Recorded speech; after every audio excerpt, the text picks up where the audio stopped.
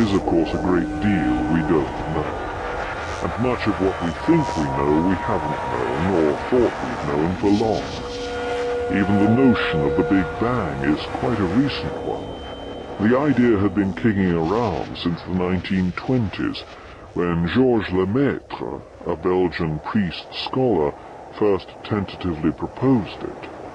But it didn't really become an active notion in cosmology until the mid-1960s, when two young radio astronomers made an extraordinary and inadvertent discovery.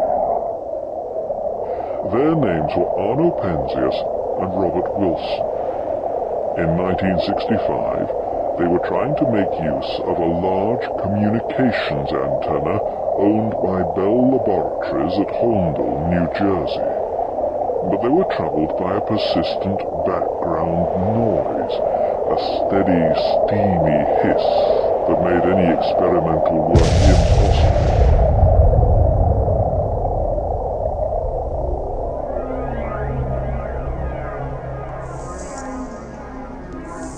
The inflation theory, which holds that a fraction of a moment after the dawn of creation, the universe underwent a sudden, dramatic expansion.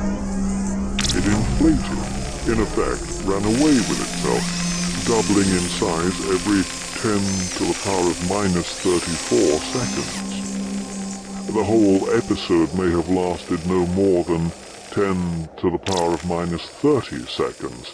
That's 1 million millionths of a second, but it changed the universe from something you could hold in your hand to something at least 10 million times bigger.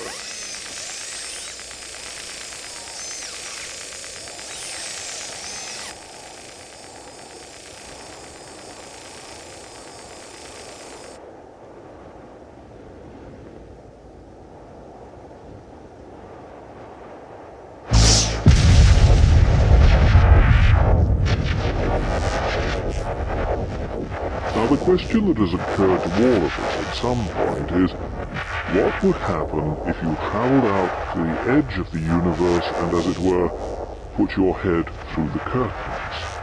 Where would your head be if it were no longer in the universe? What would you find beyond?